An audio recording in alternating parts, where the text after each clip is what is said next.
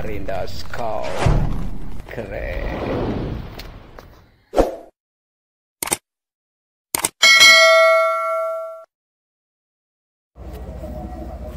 Assalamualaikum warahmatullahi wabarakatuh. Wassunnatir Rasul. Assalamualaikum warahmatullahi wabarakatuh. Waalaikumsalam warahmatullahi wabarakatuh. Allahu Akbar, Allahu Akbar. La ilaha illallah, wallahu akbar. Allahu akbar, walillahil hamd. Allahu akbar walhamdulillah, binikmatillah, la haula wala quwwata illa billah. Asyhadu an la ilaha illallah wahdahu la syarika lah, wa asyhadu anna Muhammadan abduhu wa rasuluh, la nabiyya wa rasula ba'dah.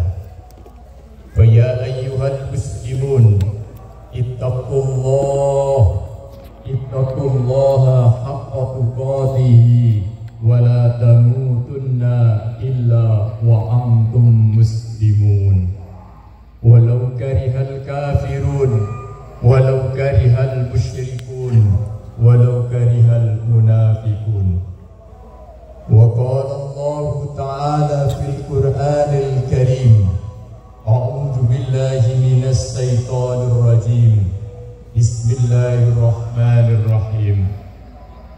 Inna a'tainakal kautsar fasholli li rabbika wanhar inna sani'aka huwal abtar.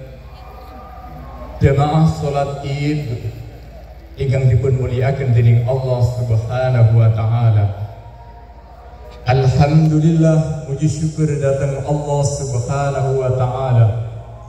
Hari ini kita diberikan oleh Allah kemudahan untuk sujud takarrub datang Allah Subhanahu wa taala sebagai rasa syukur kita kepada Allah Subhanahu wa taala.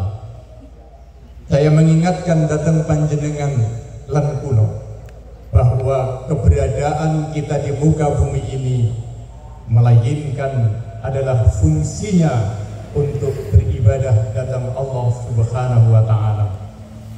Wa ma khalaqtul jinna wal insa illa liya'budun.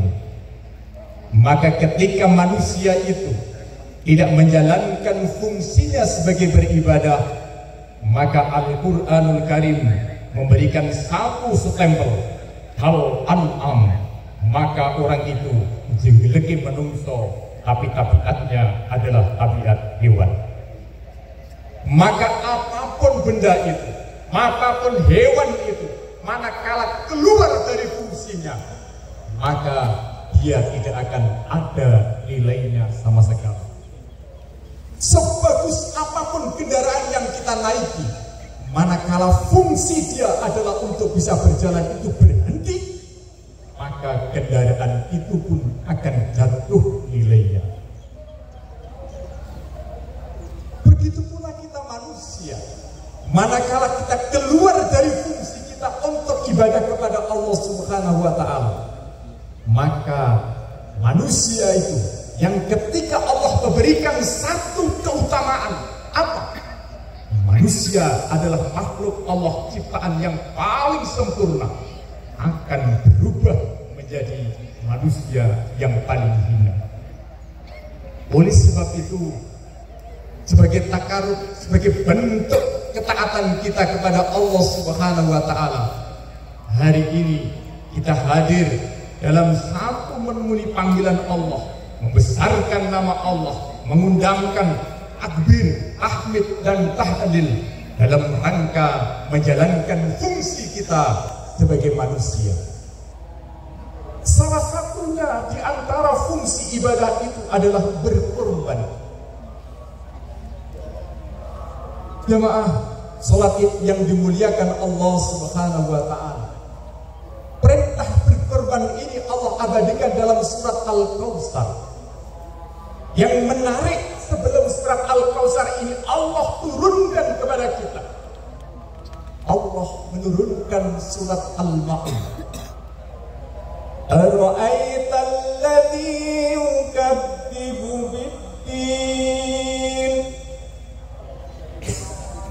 Tahukah kamu orang yang mendustakan agama? Imam Al-Alusi menjelaskan di dalam tafsirnya, kalimat ini didahului dengan kalimat istifham, menunjukkan kalimat pertanyaan, yang pertanyaan ini bentuk keheranan, supaya apa? Memiliki fungsi ketika orang itu mendengarkan ayat ini adalah mereka menyimak, mendengarkan lalu mengkajinya. Oh, ada orang yang mendustakan agama. Siapa dia? Dia melakukan ibadah sholat, melakukan ibadah haji, umroh, bolak-balik, tetapi semua itu akan menjadikan sirna semuanya. Manakala orang tadi adalah mendustakan agama. Siapa dia karakternya? Mereka adalah menghargai anak yatim. Jadi Bapak Ibu, jamaah, kalau panjenengan punya tetangga anak yatim, gak usah jauh-jauh panjenengan untuk masuk ke dalam surga. Surga itu berada di tetangga kalian. Perhatikan dia, rambut dia, jaga dia, penuhi kebutuhan dia. Maka saya pastikan kepada panjenengan bahwa Allah akan menjamin hidup kalian. Jadi sederhana, kunci hidup itu telah Allah berikan kepada kita. Tetapi ini kadang-kadang meninggalkan syariat itu, lalu melupakan terhadap perintah Allah Subhanahu wa ta'ala. Yang kedua, wala yahuddu ala ta'amil miskin. Tidak mau memberikan makan kepada fakir miskin. Jadi bapak-bapak, punya tetangga miskin itu berisiko besar. Lebih berisiko lagi punya tetangga orang kaya tetapi panjenengan diam. Perhatikan Imam Al-Qurtubi menjelaskan lafaz walayah. Kata Imam Al-Qurtubi menjelaskan walayah itu ayat makna la ya'kulu. Panjenengan memang orang miskin, tidak punya kewajiban untuk membantu orang miskin. Tetapi kalau panjenengan punya kemampuan untuk melobi orang kaya, lalu memerintahkan orang kaya, itu adalah makna walayah. Jadi kalau panjenengan bertetangga orang kaya, tahu tetangganya miskin, jenengan diem saja, ini walayah. Padahal panjenengan punya kemampuan untuk melobi orang kaya tadi, supaya untuk memberikan makan kepada orang miskin, tapi panjenengan diem. Diemnya panjenengan itu adalah bahaya, merusak tatanan kehidupan panjenengan. Itu walayah. Yang lebih menarik kata Fakhruddin Ar-Razi, walayah itu ta'amul miskin. Ta'amul miskin itu adalah susunan mudhaf ilaih. Itu artinya apa? Kata beliau menjelaskan bahwa orang miskin itu punya hak terhadap hartanya orang kaya. Jadi kalau ada orang miskin meminta kepada orang kaya, hakikatnya adalah bukan meminta, melainkan mengambil haknya. Maka kalau ada orang miskin minta kepada orang kaya, tidak punya, tidak boleh Pak untuk ditolak. Kasih dia, karena dia adalah mengambil haknya. Maka ancaman keras bagi orang kaya yang ketika dia didatangi orang miskin lalu tidak memberikan hak. Bukan berarti kalau punya hak itu lalu sawitnya, wah ini aku kere punya hak orang kaya, gigit dulunya wong punya, colong dulu tanpa izin. itu pun melanggar tatanan fikih. Logika bodohnya begini, jemaah. Panjenengan ini pinjam sepeda motor tonggone. Ya kok tonggone sampai gak mungkin gak sepeda dikit. Kita berikut jenengan. Hah? Mau yang nopo ngeluh sampai. Itu kan secara adab tidak tepat. Walaupun itu sepedanya sampean. Begitu pula walaupun harta orang kaya itu ada hak orang miskin, bukan semena-mena kalau ngambilnya tanpa minta izin kepada pemilik. Karena Allah Subhanahu wa taala memberikan izin, yaitu adalah wakalkan kepada orang-orang mulia. Oleh sebab itu jamaah yang dimuliakan Allah Subhanahu wa taala, melakukan ibadah adalah bentuk ketaatan kita kepada Allah Subhanahu wa taala. Yang pertama. Yang kedua, jamaah yang dimuliakan Allah Subhanahu wa taala, pada hari ini pula saudara-saudara kita melakukan yang namanya ibadah haji. Banyak di antara kita senang melakukan ibadah haji, melakukan ibadah umroh. Sah, boleh, dan itu baik. Tetapi pastikan tetangga kanan kiri panjenengan sudah mendapatkan uluran tangan dari panjenengan. Karena banyak di antara kita kadang-kadang pergi umroh, tetapi ada keluarganya miskin, dibiarkan begitu saja. Allah tak butuh umroh kayak begini. Kadang-kadang orang melakukan ibadah haji, tetapi tetangga kanan kirinya masih laparan, tidak makan. Allah juga tidak akan menerima haji semacam ini. Maka dipastikan kalau Anda melakukan ibadah haji dan umroh, pastikan tetangga kanan kiri panjenengan sudah mampu untuk kehidupannya. Ini penting. Menarik satu cerita dari Hasan Al-Basri, ulama yang besar, ulama sufi, ketika melakukan ibadah haji. Selesai rampung dia melakukan ibadah haji, dia beristirahat sejenak. Ketika dia istirahat, dia ngantuk, jemaah. Di tengah kengantukan itu, Allah memberikan rahmah, mendengarkan pembicaraan para malaikat. Dia mendengarkan, dia campur dengan yang lainnya berkata, hari ini berapa yang haji? Satu malaikat menjawab, lebih 60.000 orang untuk melakukan ibadah haji. Yang satunya lagi tanya, lalu berapa haji mereka yang mabrur, yang diterima oleh Allah Subhanahu wa taala? Maka satu malaikat lagi menjelaskan, tidak ada satupun hajinya yang diterima oleh Allah Subhanahu wa taala. Hanya ada satu orang yang diterima hajinya oleh Allah Subhanahu wa taala, tetapi dia tidak melakukan ibadah haji. Dia mendapatkan amalan seperti amalan ibadahnya sendiri. Yang sekarang tanya, siapa dia? Siapa orang mana? Orang Damaskus. Ketika Hasan Al-Basri ini dia bangun dari ngantuknya, betapa sedihnya dia, betapa terkejutnya dia. Yang membuat dia heran, ini ada satu orang yang tidak melakukan ibadah haji, tetapi Allah Subhanahu wa taala memberikan dia pahala ibadah haji. Hasan Al-Basri ini merasa heran, sedih, karena haji begitu banyaknya, tidak ada satupun yang diterima. Tetapi dia menjadikan heran, ada satu orang yang dia tidak melakukan ibadah haji, tetapi mendapatkan pahala ibadah haji. Maka selesailah ketika melakukan rangkaian ibadah haji, Hasan Al-Basri ini tidak langsung pulang, melainkan dia langsung meluncur menuju Damaskus, mencari orang yang bernama Sa'id. Dicarilah dari pintu ke pintu. Ternyata di Damaskus ini yang namanya Sa'id bukan satu orang, dua orang, melainkan puluhan orang yang namanya Sa'id. Tetapi diam-diam kemudian dia ingat Sa'id siapa ini.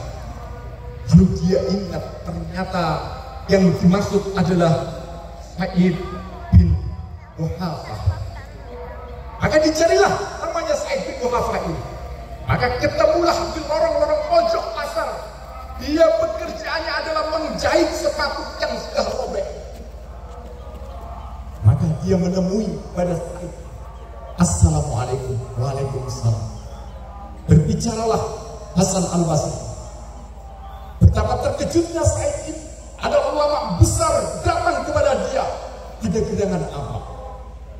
Kata Hasan Al-Basri menceritakan, wahai Sa'id, aku bermimpi dalam tidur bahwa engkau tidak melakukan ibadah haji, tetapi engkau memberikan, Allah memberikan ibadah haji sebagai pahalanya. Saya penasaran, amalan apa yang engkau kerjakan sehingga Allah Subhanahu wa Ta'ala memberikan satu pahala seperti melakukan ibadah haji. Maka Sa'id bercerita kepada Hasan Al-Basri, dia ketika di Jakarta bermimpi ingin sekali melakukan menunaikan ibadah haji. Dia menabung hasil pekerjaannya dibagi menjadi 3. Yang satu adalah untuk usahanya, yang satu dia celengi, yang satu untuk kebutuhan kehidupannya. Tahun demi tahun, celengan itu semakin tahun semakin banyak. Yang menikah, habis menikah istrinya hamil. Tetapi celengan ini jemaah yang dimuliakan Allah sudah cukup untuk berangkat ibadah haji. Ketika Sa'id ini mau berangkat ibadah haji jemaah yang dimuliakan Allah, ternyata istrinya yang hamil itu menyidam. Ada masakan tetangganya yang dia masak daging begitu sedap masuk ke liang hidup. Lalu dia matur pada Sa'id, Kampas, aku ingin sekali mencicipi masakan bau masakan ini begitu sedap sekali. Maka Sa'id ini pun menelusuri dari mana bau ini. Dari rumah ke rumah diteliti satu demi satu. Maka ketemulah bau itu adalah dari bubuknya seorang janda yang beranak-anak. Maka dia bertamu di rumah janda tadi. Assalamualaikum. Waalaikumsalam. Mbah, ampunten. Istri kula niki nyidam masakane panjenengan. Kinten-kinten kula nedhi niku angsal napa mboten? Kata Mbah tadi bilang, wahai Sa'id, ampunten, mboten angsal. Nek pangoten kula tunggas, Mbah. Mbah tadi juga menjawab, ampunten Sa'id, walaupun panjenengan beli pun tidak boleh. Sa'id ini lagi tanya, kenapa tidak boleh? Saya minta tidak boleh, saya beli tidak boleh. Kenapa? Maka Mbah ini bercerita, wahai Sa'id, makanan ini adalah halal bagi saya, tapi haram untuk panjenengan. Sa'id ini penasaran, kenapa? Kok ono model makanan halal untuk sampean, haram untuk saya? Apa kata Mbah tadi? Wahai Sa'id, saya 3 hari ini tidak makan. Dan saya menemukan ini makanan ini adalah bangkai keledai di pinggir jalan. Aku ambil dan aku masak. Makanya makanan ini adalah haram untuk sampean dan halal untuk saya. Ketika Sa'id mendengarkan cerita itu, maka Sa'id ini mencucurkan air matanya, dia menangis sejadi-jadinya. Lepas ketika istrinya tanya, ini termenung mencucurkan air mata. Istrinya tanya lagi menendas. Saya telah menjelaskan, wahai istri, makanan itu tidak boleh untuk kita minta. Tidak boleh, kenapa Kang Mas tidak membelinya? Rasa itu, wahai istri, aku pun membelinya, tidak dibolehkan. Kalau membeli tidak boleh, meminta tidak boleh, kenapa? Sa'id menjelaskan, wahai istri, makanan itu halal untuk dia, sementara haram untuk kamu. Kenapa begitu? Makanan itu itu daging itu adalah bangkai yang dimasak Abah tadi. Ketika cerita Said ini masuk ke dalam telinga istrinya, maka istrinya pun menangis menjadi dagingnya. Dia hidup bergelimpangan. Lalu dia bercerita kepada Said, wahai istriku, uang yang kita gunakan pada haji ini kita kasihkan saja kepada Bahtan. Maka uang yang seharusnya dia gunakan untuk berangkat haji itu dikasihkan kepada si Mbah. Lalu dia berdoa kepada Allah, ya Allah, haji saya berada di rumah ini dan Ka'bah saya juga berada di sini. Maka terimalah amal ibadah ini. Maka ketika Hasan mendengarkan cerita Said ini, lalu Hasan berkata kepada Said, inilah yang membukakan arus Allah Subhanahu wa Ta'ala, yang menggetarkan penduduk langit, yang menjadikan pembicaraan para malaikat, sehingga Allah Subhanahu wa Ta'ala menerima ibadah yang engkau lakukan semata-mata lillahi ta'ala. Tapi kita jemaah yang dimuliakan Allah Subhanahu wa Ta'ala, mari kita introspeksi diri kita. Sudahkah kita membantu saudara-saudara kita yang tidak punya? Wallahi demi Allah, Allah melalui lisan Nabi Muhammad SAW bersumpah, wallahi demi Allah, la yu'minu ahadukum, tidak beriman di antara kalian yang bangun pagi-pagi panjenengan dalam posisi kenyang, sementara tetangga kanan kiri panjenengan masih dalam keadaan kelaparan. Oleh sebab itu jamaah yang dimuliakan Allah, hari ini kita melakukan Idul Adha, tidak ada lain supaya kita memiliki jiwa kepekaan sosial terhadap satu sama yang lainnya, bahwa kita ini diperintahkan oleh Allah agar satu dengan yang lainnya ini saling memperhatikan. Tetapi jemaah yang dimuliakan Allah, karena sistem yang sekarang ada ini yang menyebabkan umat manusia yang seharusnya dia punya jiwa sosial ini hilang begitu saja. Yang ada adalah sifat individualis. Yang penting saya makan, yang penting saya bisa bekerja enak, yang penting saya hidup kehidupan, tidak peduli tetangga kanan kiri kita makan apa tidak, tidak peduli tetangga kita anak-anaknya mereka bisa sekolah apa tidak. Lalu kita nanti di hadapan Allah, apa yang kita pertanggungjawabkan di hadapan Allah Subhanahu wa Ta'ala kelak ketika kita ditanya oleh Allah, kenapa engkau biarkan mereka, sementara kita bermimpi masuk ke dalam surga, sementara sikap kita justru bertentangan dengan fakta yang ada. Oleh sebab itu jamaah yang dimuliakan Allah Subhanahu wa Ta'ala, begitu indahnya Islam, bagaimana cara mengentas kemiskinan. Yang pertama, Allah tanamkan akidah dalam dirinya. Apa? Bahwa Allah memberikan kebutuhan kita secara akidah, kebutuhan kita sudah dicukupi oleh Allah Subhanahu wa Ta'ala. Maka jangan khawatir, orang selama dia masih hidup, rezekinya akan diberikan oleh Allah Subhanahu wa Ta'ala. Salah satunya adalah menjalankan perintah Allah Subhanahu wa Ta'ala. Wa may yattaqillah yaj'al lahu makhraja wa yarzuqhu min haitsu la yahtasib. Yang kedua, jamaah yang dimuliakan Allah, kita diperintahkan untuk kerja keras. Antasiru, bekerjalah kalian. Maka haram hukumnya bagi kaum laki-laki yang dia punya kemampuan untuk bekerja lalu dia tidak bekerja. Yang ketiga, jemaah yang dimuliakan Allah, manakala pekerjaan tidak mencukupi kebutuhan kita, maka kewajiban itu beralih kepada keluarganya. Maka kewajiban apa? Beralih kepada keluarganya. Keluarganya ternyata miskin semuanya, maka beralih kepada tetangga kanan kirinya. Tetangga kanan kirinya ternyata satu kampung ini miskin semuanya, maka beralihlah kepada negara. Dalam sistem pemerintahan Islam, jamaah yang dimuliakan Allah, negara kewajibannya adalah mencukupi kebutuhan pokoknya. Kalau dia tidak punya rumah, buatkan dia rumah. Tidak punya makanan, kasih dia makanan. Kalau tidak punya pakaian, belikan dia pakaian.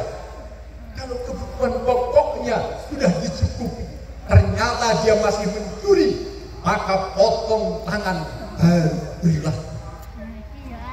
Tapi kita dikasih tahu potong tangan. Umar itu pernah melepaskan pencuri gara-gara lalai untuk rambutnya. Sementara kita jemaah yang dimuliakan Allah Subhanahu wa Ta'ala, betapa indahnya Islam ini. Coba, kenapa Islam itu bisa berkembang begitu cepat? Ajarannya begitu manusiawi. Panjenengan gak punya rumah, dibuatkan rumah. Gak bisa sekolah gratis. Masuk rumah sakit gratis. Kira-kira masih ada enggak yang namanya pencurian kalau model kayak gini? Itulah Rasulullah menghilangkan yang namanya penjambretan, pelacuran, perampokan, penipuan, ribawi di tengah masyarakat hilang seketika manakala Islam dilakukan secara total. Tapi manakala Islam tidak dilakukan secara total, jemaah, apa yang terjadi? Panjenengan bisa lihat orang yang anak duit itu kafir atau orang Islam. Bapak-bapak, orang kafir apa orang Islam? Hah? Orang Islam.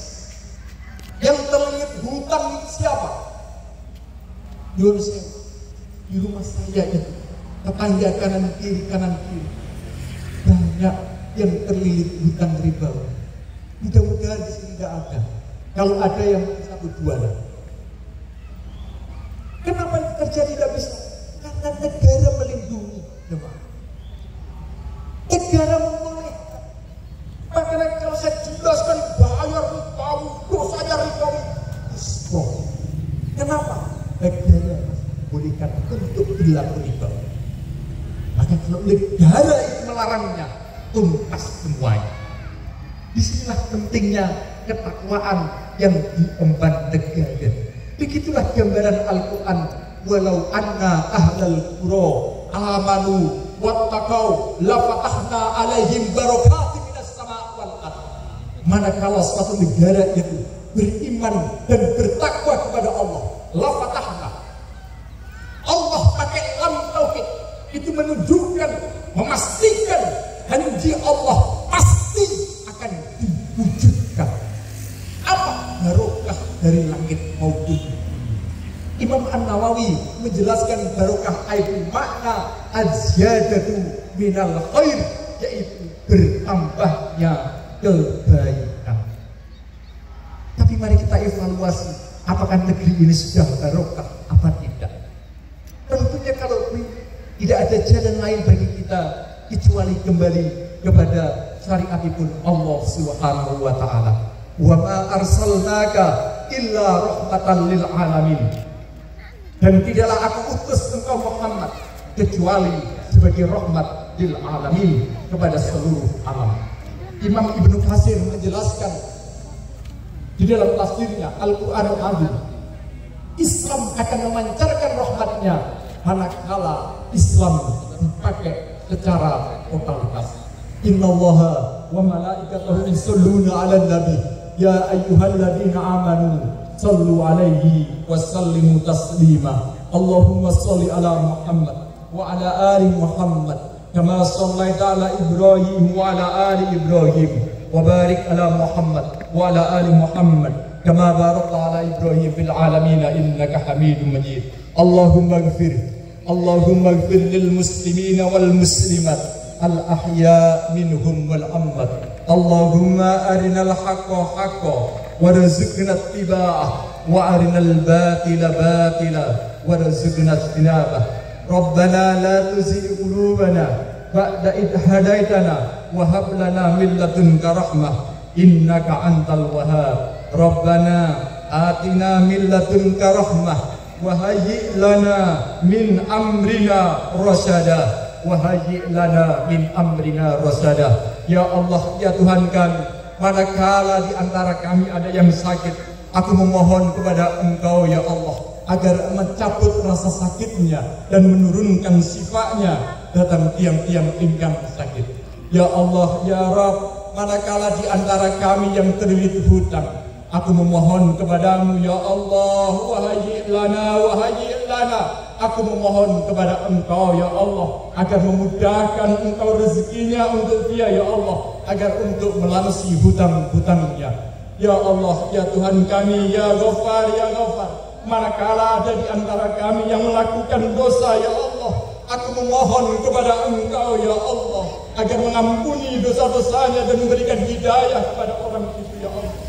Ya Allah, ya Rabb kami, manakala ada di antara kami yang memiliki sifat yang namanya sifat iri hati sombong ya Allah, aku memohon kepadamu ya Allah agar Engkau berikan hidayah dalam hatinya ya Allah, agar mereka menuju jalan-Mu ya Allah. Ya Allah, ya Tuhan kami, manakala ada orang-orang tua kami yang melakukan dosa, guru-guru kami ya Allah jika melakukan dosa, keluarga-keluarga kami, sanak tetangga kami ya Allah jika mereka melakukan dosa ya Allah, aku memohon kepadamu ya Allah dengan sifat ya Ghafarmu ya Allah, aku memohon ampunilah mereka ya Allah. Ya Allah, ya Tuhan kami, aku memohon kepada-Mu ya Allah agar Engkau selalu membimbingku dan membimbing di antara kami ya Allah menuju surga-Mu ya Allah. Rabbana innana amanna faghfir lana dzunubana wa qina adzabannar. Rabbana atina fid dunya hasanah wa fil akhirati hasanah wa qina adzabannar. Walhamdulillahi rabbil alamin. Assalamualaikum warahmatullahi wabarakatuh.